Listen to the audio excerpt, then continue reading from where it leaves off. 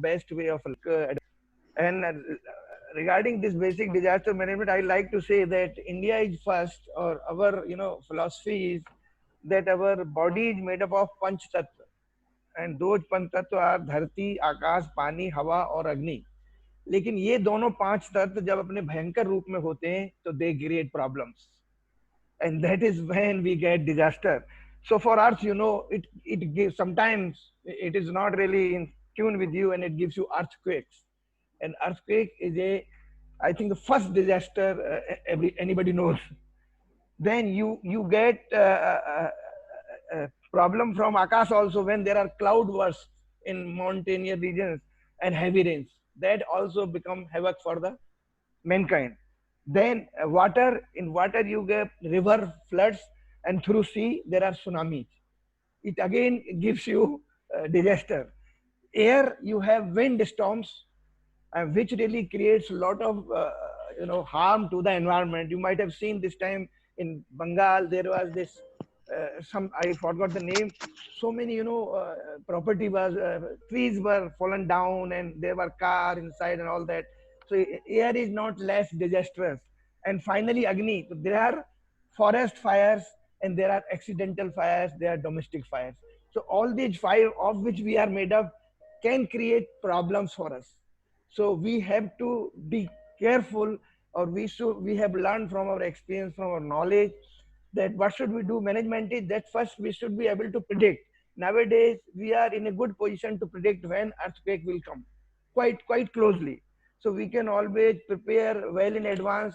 As you see in this tsunami case, we could shift people from that area, and we could save the lives. So that is first, you should be, management is for predicting whether it is going to happen as far as possible, so that you can reduce the after effects, and then manage when it occurs. When it is happening, then you should be in a position to minimize its effect. And finally, after it is over, you should be able to quickly recover, rebuild, or do all those things. So it is my layman's understanding of disasters and their management. But the main thing will remain, I think, around these topics only. Okay. Mr. Panda, Mr. Okay. Avdesh, Okay. and Dr. Dhawan, and all those will go in detail. But from my point of view, this is the way these things create trouble to us. But it is our duty, our intellect, our efforts, that we should try to minimize. And as a civil engineer professional, it is your duty that you should not only know, but you should help society, whosoever near to you, whosoever knows you. It is your social duty to make people aware, to face the disasters, and minimize the bad effect. Though there are something like this corona, which is apart from this, but these five are always there, they will never go. These kind of, this corona may not happen again, but these are going to happen all the time. So we have to be well prepared to try to minimize the bad effect of the disaster. This is my idea about it. So I wish that lectures of today by eminent speakers, under the kind help, by the help of Major General Bindal sir, we will be able to do these things again and again. So I once again thank you of this, thank you Pandaji, and thank you all the speakers, and thank you all my colleagues at Invertis, and all your faculty and IDM. I welcome you all, and my best wishes for the seminar. Thank you. मैं एक programme में हूँ अभी, programme के बाद बात करते हैं. Thank you. Thank you so much, VC sir, for your such a wonderful relation with the five elements and disaster. And now it's our duty to contribute to mitigate these type of disaster by collaborating the various stakeholders. Now, Major, I would like to move further. Major General M.K. Bindal sir is presently the Executive Director, National Institute of Disaster Management, and is commissioned in 1985 into the Corps of Army Air Defense. He has held important command and staff assignment within an air defense regiment. He was general officer commanding of a sensitive sub-area in the northeast. He has also been posted as Deputy Director General in Directorate of Army Air Defense. Major M.K. Bindal sir served as the Provost Marshal in the United Nations mission in Mozambique. He has been Director Center for the United Nations Peacekeeping, CUNPK, New Delhi, for 3 years. He has also the secretary of the International Association of Peacekeeping Training Centers. Now I request Bindalji to kindly deliver his inaugural address, please. To Dr. Abdesh. First of all, heartiest welcome to all the participants. In last 5 minutes, we have reached 150. So this shows the importance and the utility of this particular webinar that are being conducted in collaboration with the NIDM and Invertis University, Bareilly. I thank Professor Rana for this initiative. And I also thank the complete faculty from NIDM who are taking part in this. Today, we have a list of eminent speakers who will be speaking on different aspects of disaster management. Yeah. What I will be right now talking about for a few minutes is the why should we do it? Because of the changed circumstances, it has forced us to carry out a needs assessment as to how we should conduct the education. And it has led to formation of conducting of online classes more and more and making it interesting and of utility. And in that, the challenge is to keep the attention of the participants riveted to the screen and also motivate them to take part in the discussion through their questions, through their chats, which need to be addressed. So the base factor, because the base factor today is social distancing, which is dictating whatever we are going to do for the next few months. So just to think of a few months more, I think online training is a must, and in that faculty development program needs to go on. It needs to go on, and it has to be now done through the online training because that is the way forward, and there's no other alternative. Right? But it requires that the faculty and the other professionals who will be part of this program, they need to develop the training skills to impart training on online programs.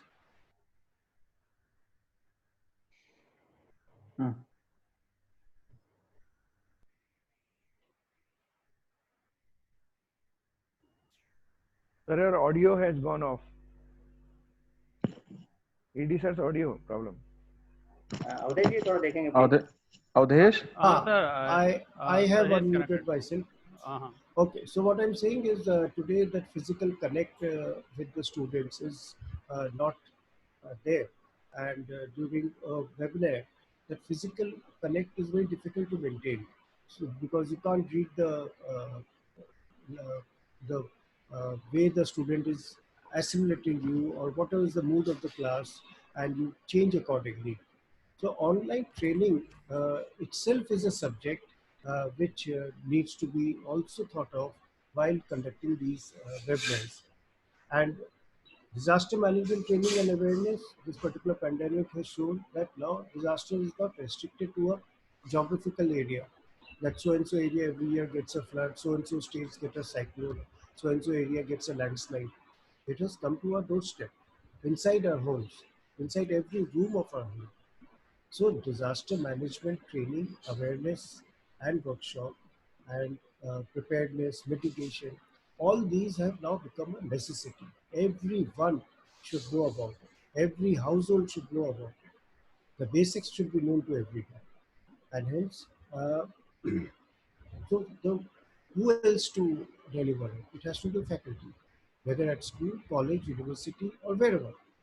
So there is a need to develop the faculty to understand these things so that they understand the subject better and then they can deliver it in the right way so that it is assimilated by people and they are more inclined to follow the basics of disaster management.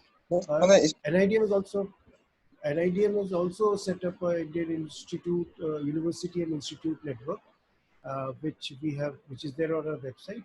Everyone is requested to join that because we'll be doing a lot into that field from the month of September, October. So it's a free registration.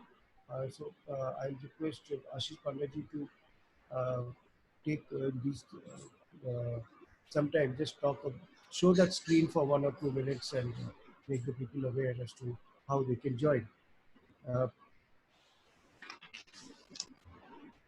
The community today, needs assurance. They need assurance that all is well. Even if all is not well, all will be well. The five tattvas which Professor Rana spoke about are very important in this. Throughout our traditions, we have been juggling with those. So there is a need to connect the dots, and that only a teacher can do it in whatever capacity. Teacher in a school, college, university, or a teacher as a leader in any organization. They have to connect these dots and assure the people. The whole aim is to prepare the community and to give them assurance that things will be well, provided these things they must follow. So that role of the community in the disaster management should be stressed upon in this faculty development program, because it is the last mile connectivity where we fail in any project. So connecting with the community and motivating them to do what they're supposed to do is the key to a success of any program. Uh, so with this, I will right now stop because I wanted to just speak on some different issues other than what is going to be covered, so that these things may be discussed by the participants in the chat after this. And I'm so happy that we have done this collaboration for such programs, and I'll be looking forward to more such collaboration with Invertis University in future. Thank you so much. Over to you, Mr. Ashish Pandey. Thank you, sir, for your insightful and trend-setting inaugural remarks, thus encouraging all of us to begin with all the positivity. I will now invite Dr. R.K. Shuklaji, Dean Engineering, Invertis University, to address the gathering today.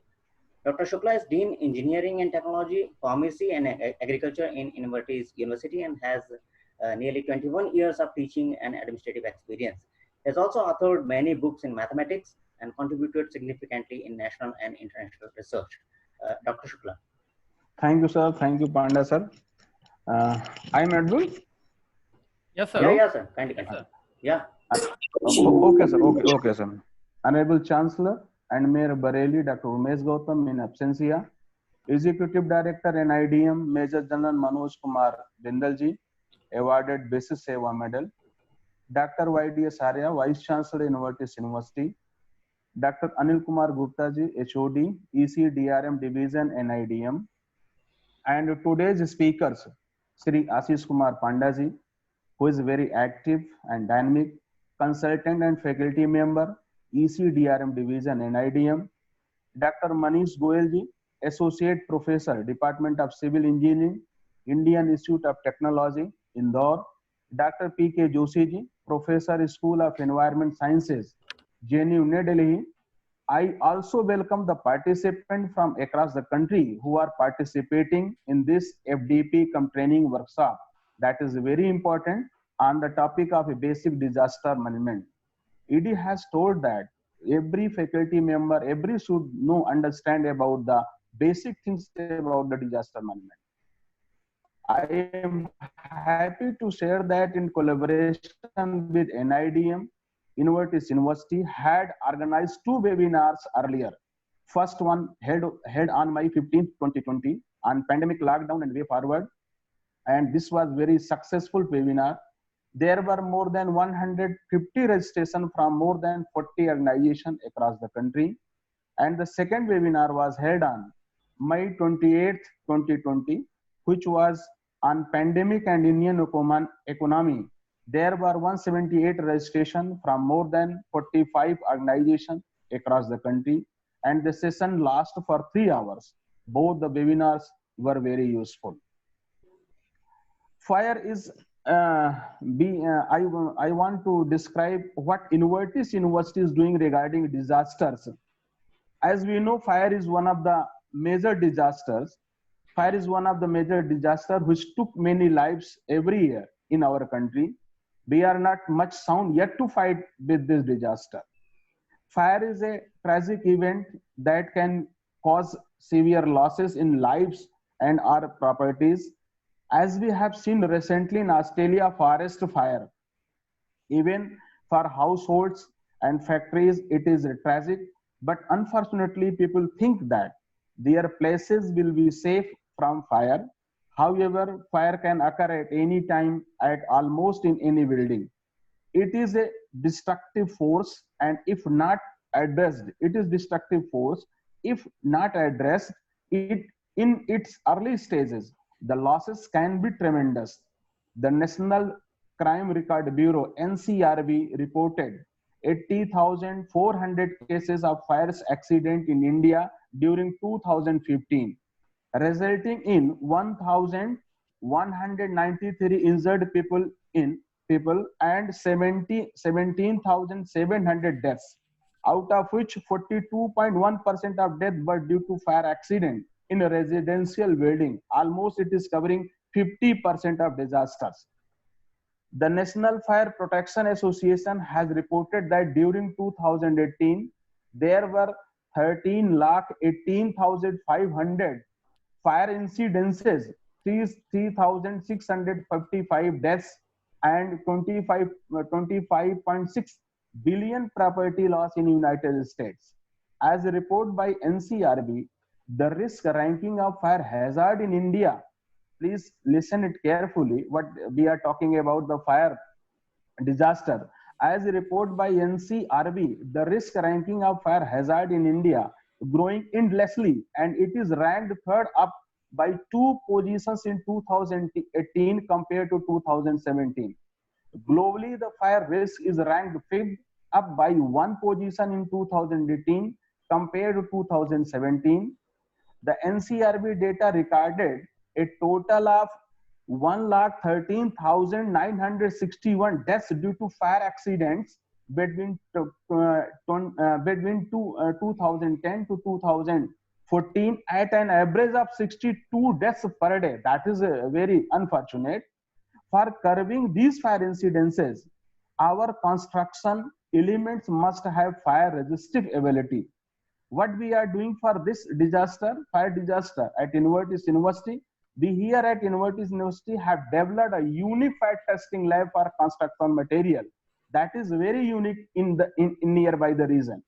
And for this, we have received funding from Department of Science and Technology, Government of India, IC Impact Canada, and European Union for projects on increasing fire retardancy of construction materials. Our objective is to perform fire testing on construction elements. We are working for minimizing the human and economical damages. Now, we have begun the collaboration with NIDM, and we are sure that this association gives fruitful results and we will able to serve the society in better way. At the last, I want to thank Honorable Chancellor of Invertis University for providing such a platform for all of us to share the views and knowledge. And how I can forget the name to Mr. Audhesh Kumar, Assistant Professor Civil Engineering, who is instrumental for this collaboration, and entire team of Civil Engineering, Head of Department Civil, Mr. Arvind Kumar, and our key man, Shravan Kumar Gupta, and all faculty member of Civil Engineering. And I want to express my heartfelt thanks to Ashish Kumar Pandaji for making such program. Thank you so much. Over to Ashish sir.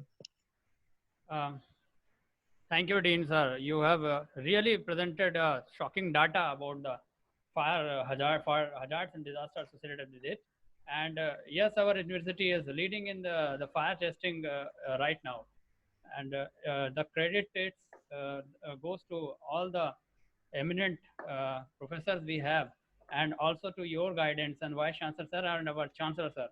And now we are going to move ahead. Our disaster mitigation and crisis management professional, Professor Gupta. We have Professor Gupta with us, and he possesses the interdisciplinary expertise with institutional development, coordinated several international and national projects, over 100 academic publications, etc. He also served NMDC, DMI, NEERI, and CICON in administrative and technical capacities.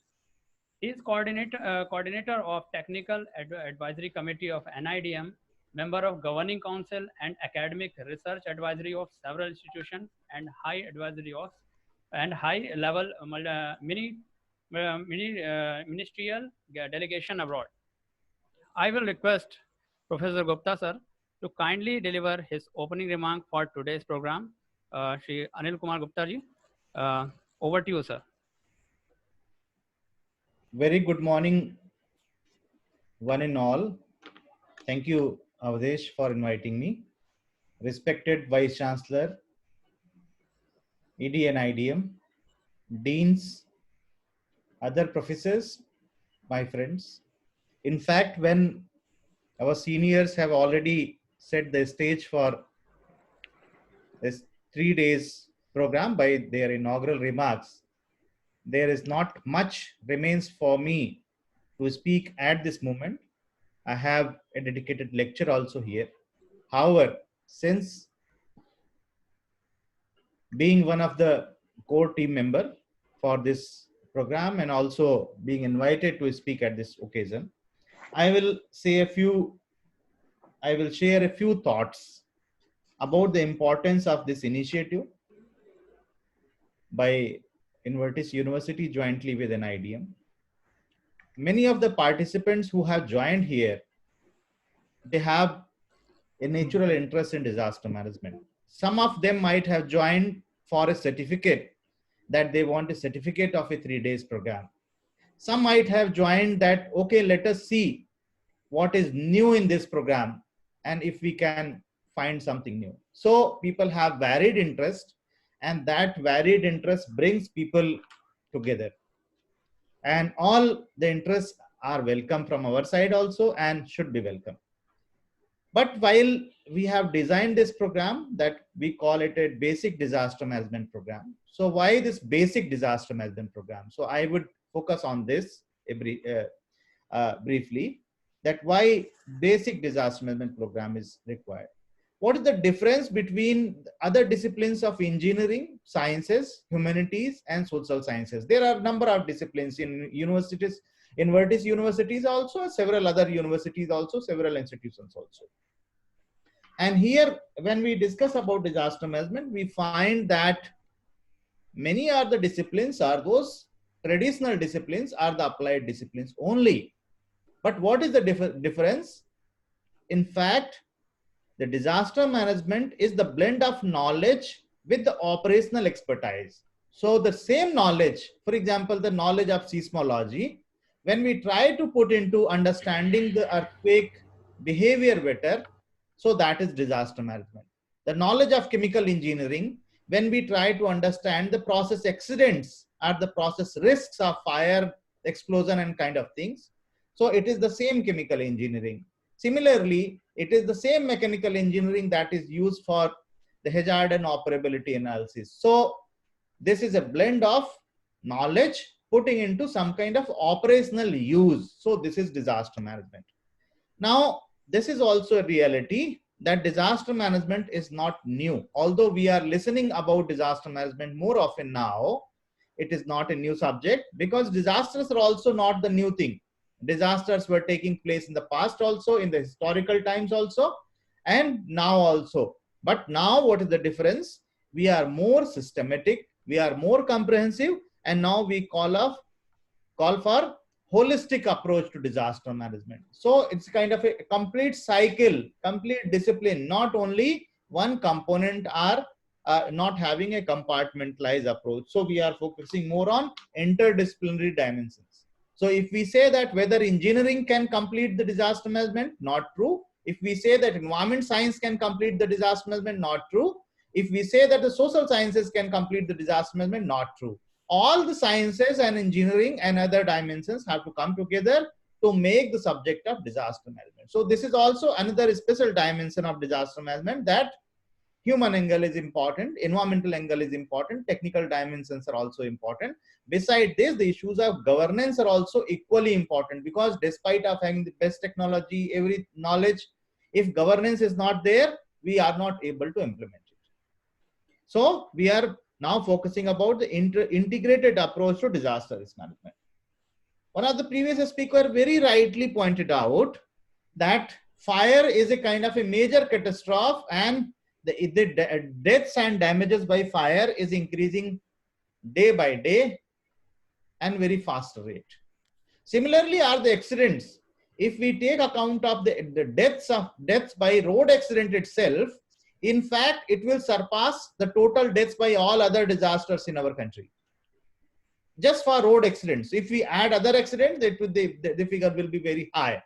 So that is why now we are also talking about the lower order risk also. So not only talking about the catastrophic events, but also the small disasters also, because that is important to bring the safety culture. If we are not taking care of a short circuit in our office or home, we will not have the culture of how to respond in earthquake or how to respond in a major disaster. So as we say that charity begins at home, so similarly the safety has to begin at the personal behavior. So that's important.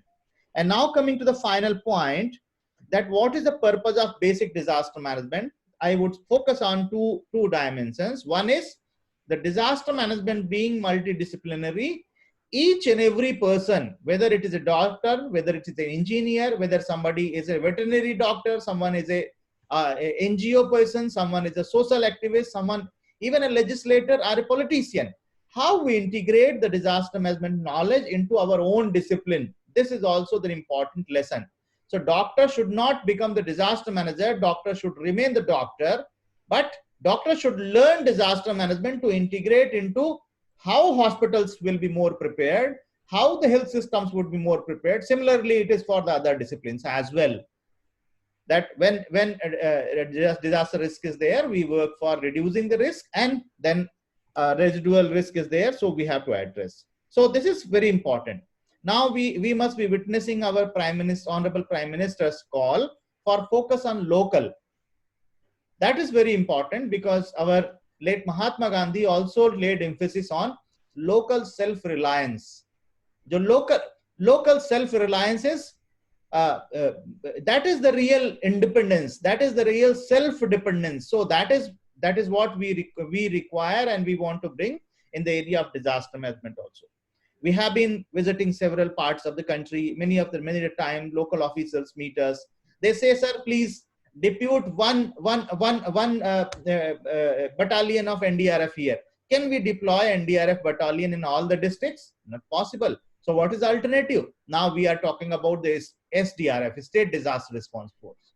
Very shortly, it is likely that we may be talking about the district level disaster response force, then maybe village level. And we have also started working on promoting the volunteerism, that we call it Apada Mitra. So in fact, the disaster management has to be brought at the local level. So we need local experts also. We need local experts to carry out disaster risk assessment, vulnerability analysis, disaster management planning. So we need in each village, in each taluka, we need such kind of people who can prepare disaster management plan, who can carry out risk assessment. You can even ask your student to carry out such kind of project. If there is a river, what is the flood risk? If there are water scarcity issues, what is the drought risk assessment?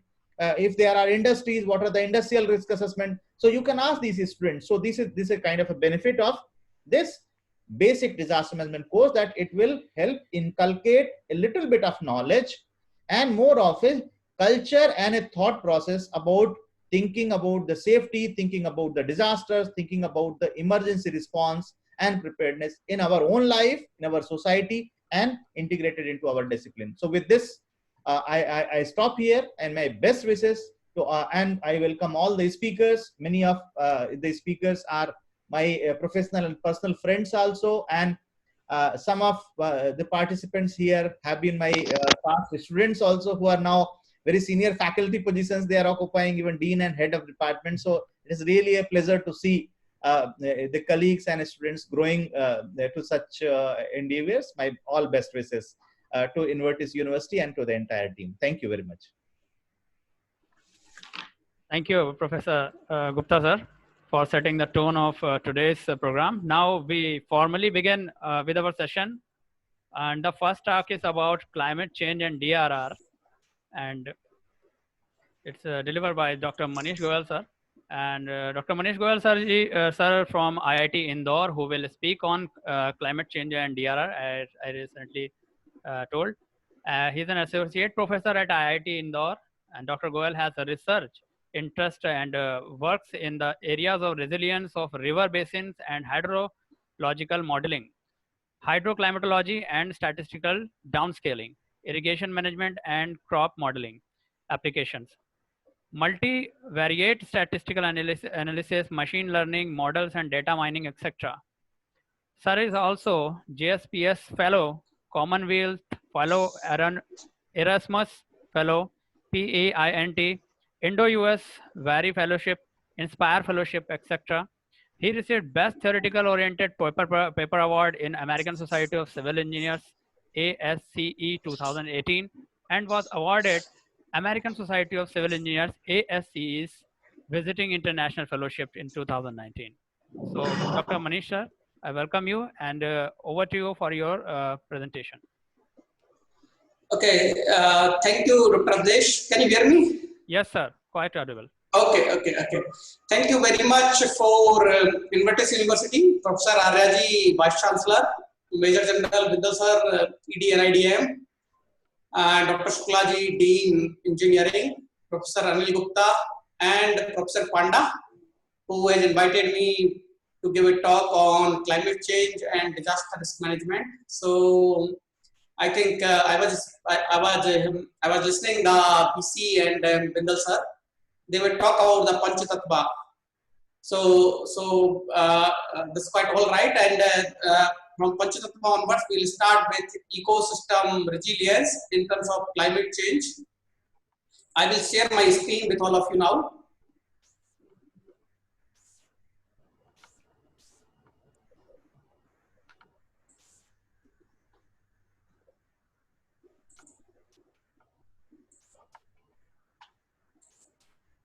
Can you see my screen?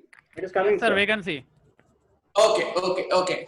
So thank you so much, and I will speak of climate change and disaster risk reduction in terms of ecosystem resilience of Indian river basins.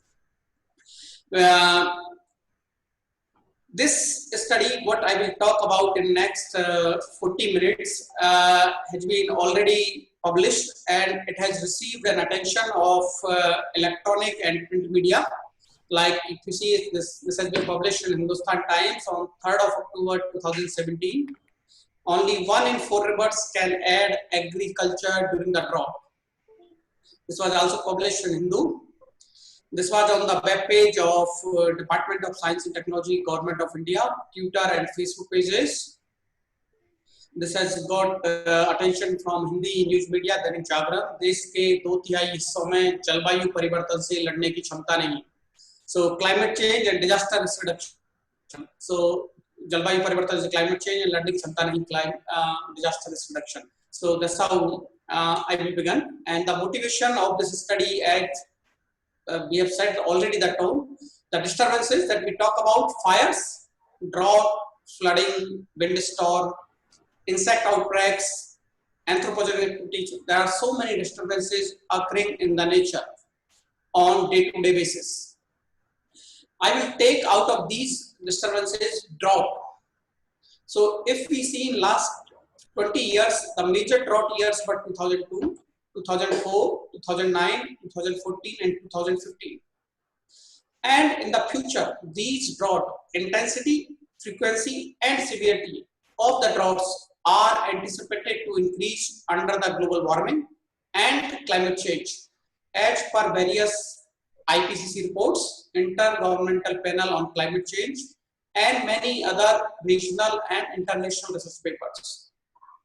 So, as a hydrologist, as a water resources engineer, it is my prime duty to understand and to identify the which part of India or which regions of India are not able to resilient the droughts.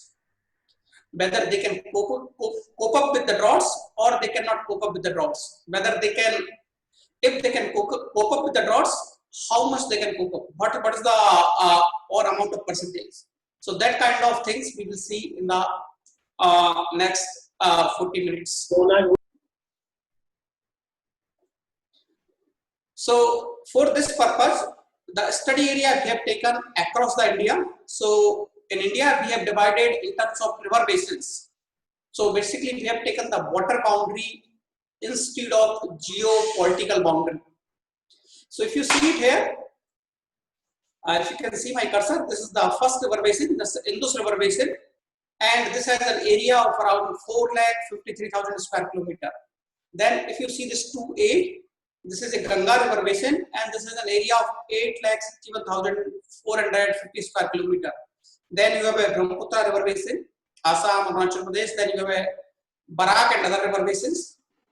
Then such that I have counted all the 22 river basins across the India, and this has been classified as per Watershed Atlas of India that has been published by CWC, Central Water Commission, Ministry of Water Resources, Government of India. Dr. Manish. Yes, please. आपके slides शायद move नहीं कर रहे हैं, kindly थोड़ा देखिएगा. अभी move कर रहे हैं?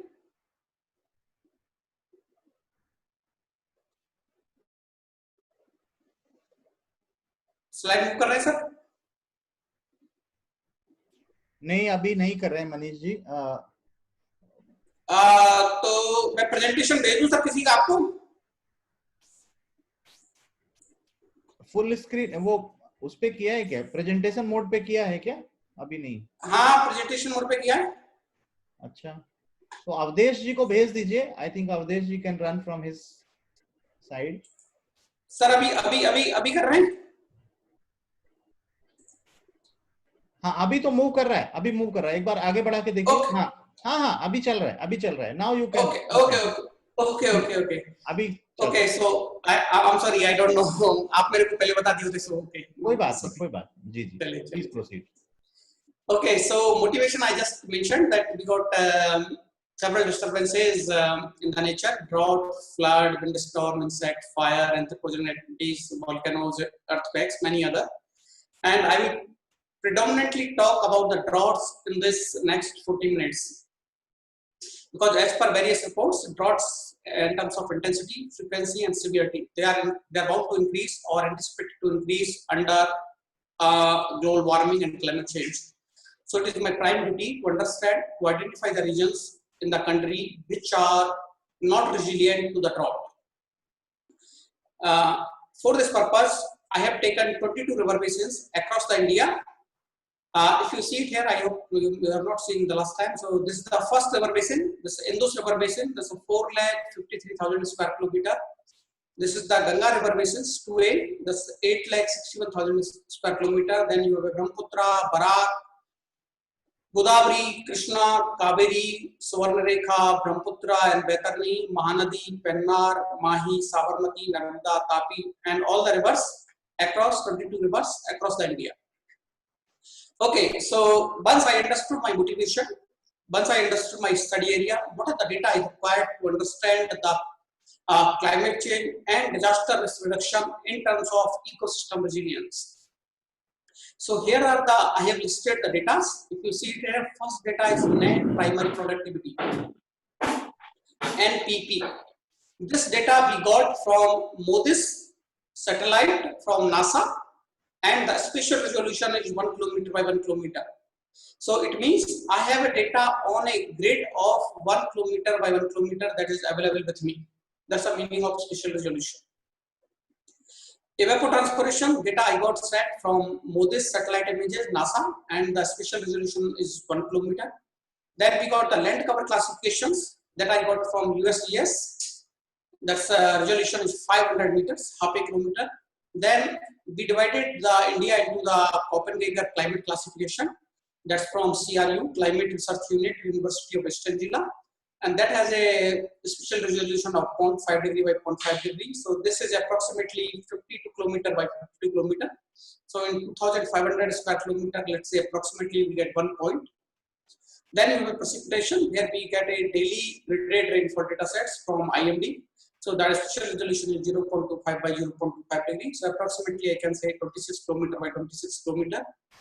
Then you have a temperature data set we got from Princeton University Terrestrial Hydrology Research Group, 0.25 degree by 0.25 degree. Solar radiation we got from NCEP, 0.3 degree by 0.3 degree. All these data sets are available at these given sources, freely available to download. So you can download these data sets freely available with this spatial resolution. Now there is one question you may ask, that spatial resolution is all these data sets are different. So how we will make the generalized? So we have converted all these resolution into the same level of 1 kilometer by 1 kilometer, then we have taken the average. Okay, this is the mean annual precipitation across the India. So if you see it here, mean annual precipitation in India is varied especially as you know, varies temporally. So here we have shown the special variation across the India. This is varying approximately 20 mm per year to 4,000 mm per year, and highest precipitation you are getting on the northeast part of India and these Western Ghats. Lowest precipitation you are getting in some part of Rajasthan, western part of Rajasthan and Gujarat.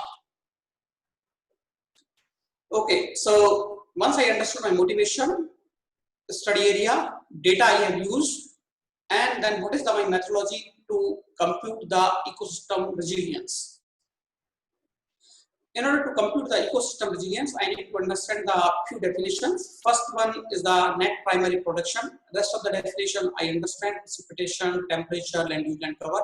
So I will just give a short emphasis on net primary production. Net primary production, in order to understand the net primary production, what is the gross primary production? Gross primary production is the amount of chemical energy or the biomass generated that primary producers, it means plant, create in a given length of the time. So basically there are two types of the producers in the whole world. Primary producers, this is the plant, and secondary producers, they are the animals. So how much the primary producers, it means the plants, they generate the biomass in terms of chemical energy. That I will say gross primary production. In this gross primary production, if I remove the respiration that is taken by the plants in order to maintain themselves, then I will get the net primary productivity. So some fraction of this fixed energy, means global primary production, gross primary production, is used by the plant for cellular respiration or maintaining their tissues. Then the remaining fixed energy is known as net primary production, and net primary production is nothing but the gross primary production minus respiration. It is something like a gross income minus tax, you get the net income. So in terrestrial ecosystem, the mass of the carbon per unit area per year, grams of carbon per meter square per year, is most often used unit for GPP or NPP. Then once I got an idea that net primary production is nothing but the amount of the biomass available with me after the respiration or after maintaining my tissues. Then another things comes for ecosystem water use efficiency. What is the ecosystem water use efficiency? Ecosystem water use efficiency, here we are trying to couple the two cycles in the nature. First one is the water cycle that we all know, this one is hydrological cycle, where you have precipitation, cloud condensation, runoff, groundwater, and all. And then we have a carbon cycle in the nature. So we are trying to couple the two cycles, water cycle as well as carbon cycle, in order to get the ecosystem water use efficiency. So what it does, ecosystem water use efficiency basically try to quantify how much water an ecosystem uses relative to biomass generated. It means I have some kind of rainfall. From the rainfall, some amount of the water that goes as evapotranspiration. So whatever is water left with me, that I will use, and with that water, how much the biomass is generating, that I will measure in terms of GPP or NPP. So water use efficiency is calculated as the ratio of net primary production to the evapotranspiration. WUE, ecosystem is nothing but a ratio of net primary productivity divided by evapotranspiration. If you remember, I have the data of net primary productivity from MODIS satellite, that's a spatial resolution of 1 kilometer, and I also have the evapotranspiration data. So with these two data sets, I can compute the ecosystem water use efficiency at each grid scale. Okay, once I compute the ecosystem water use efficiency at each grid scale at every year, then how I compute the resilience so that I can formulate the policies for disaster risk reduction. So in order to identify, first I need to find out the driest year. It means when the maximum drought has occurred. So what we have done, you have to take the annual precipitation out of them, and you can also confirm annual precipitation the year in which you will get the least amount of annual precipitation, that you will consider as a driest year. But I need to make sure, so I will confirm it based on standardized precipitation index that I will compute for 1901 to 2014. So for my conformity, I will compute the SPI. Once I will get the driest year, I will compute the resilience index. So what is the resilience? Resilience is nothing my ability or my capacity to recover from the disturbed state to the natural state. Let us say I am in a disturbed state, this is a drought.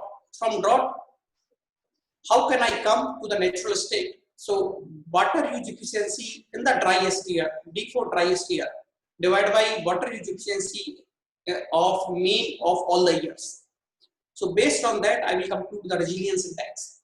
Water use efficiency in the driest year divided by mean water use efficiency. Once I will compute the RD, based on the RD, we have defined few resilience classes. If RD is greater than or equal to 1, I will say it's resilient. If my RD will lie between 0.9 to 1, I will say slightly non-resilient. If my RD will lie between 0.8 to 0.9, I will say moderately non-resilient. And if it's less than 0.8, I will say severely non-resilient. These classifications we have defined. There may be much better classification also may be available or somebody can give. So this is based on our understanding. We have defined these resilience classes. Okay. So before I go to the results, I'll give the whole story, whatever I have discussed till now. So ecosystem water use efficiency is nothing, but we are trying to club two important cycles of the nature. First one is the water cycle and another one is the carbon cycle. So it will quantify the how much water and ecosystem usage relative to the carbon gain, or carbon gain means how much the biomass is being generated. So this has been computed using net primary productivity divided by evapotranspiration. So what I will do, I will take this NASA MODIS product. This is satellite images. They are available at 1 kilometer by 1 kilometer spatial resolution.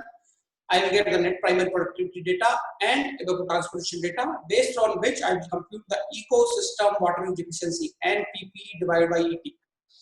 And I have the precipitation data for all the years from Indian Meteorological Department. From this Indian Meteorological Department, I will find out which year I got the least amount of precipitation, that I will identify as a drought year.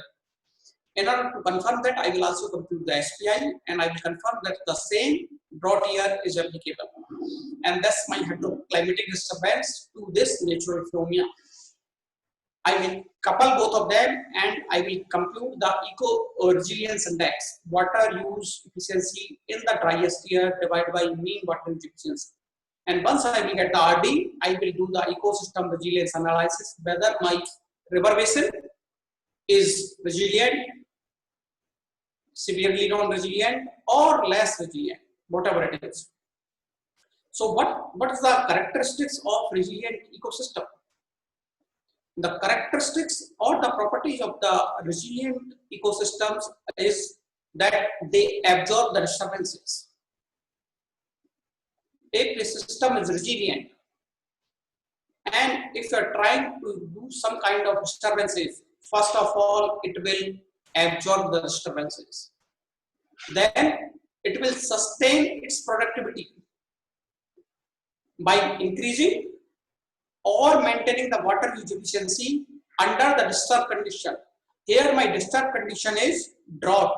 It means water limited conditions that is induced by less annual precipitation. So characteristics, there are two characteristics of resilient ecosystem. First one, it will absorb the disturbances. Second one, it will sustain its productivity by maintaining the same efficiency or by increasing it. So based on these two characteristics, we will define the resilient ecosystem. And non-resilient ecosystem is nothing but that will not able to sustain its productivity under disturbed condition that we have taken here as a water limiting condition or drought condition. Okay, let's go to the results one by one. First of all, let us understand how the spatial distribution and variability is there of MODIS NASA satellite images of net primary productivity and evapotranspiration. If I see the India's picture, this is the northeast part of India and this is the Western Ghat.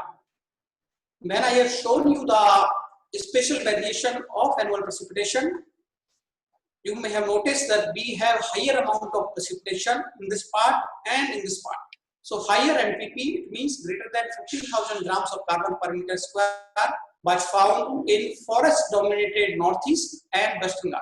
So higher NPP is found in Western Ghat as well as northeast part of India. Indo-Gangetic plain covering part of the Jammu and Kashmir, Uttarakhand, Uttar Pradesh, Madhya Pradesh, Punjab, Sikkim, part of Assam and Arunachal Pradesh. Here you will find the moderate of NPP 500 to 1500 grams of carbon per meter square. The arid northwest region, part of Rajasthan, part of Gujarat, part of Madhya Pradesh and part of Maharashtra. Here you got least amount of net primary productivity. Okay, in terms of evapotranspiration, we got the highest amount of evapotranspiration in terms of northeast and and